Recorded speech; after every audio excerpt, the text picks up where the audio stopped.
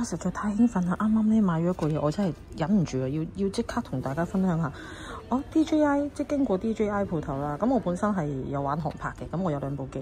咁但一直以嚟咧，我覺得好麻煩嘅一件事咧，就係我係每一次我都要駁好多嘢，即係駁個電話、駁呢部機，跟住駁部機咁樣，仲要我有2部咁樣。咁所以咧，我覺得超麻煩，叉電啊，跟住又成啊。咁平時有個電話，如果去旅行咁樣咧，咁如果你駁咗你一定要有 GPS 噶嘛。咁但係就變咗有人有機會會突然間中途打俾你啦，中途突然間會有message 啊咁樣啦。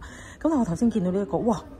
好開心喎！佢而家係連埋，即係算我孤陋寡聞，我真係唔知道佢哋出咗個咁樣嘅遙控。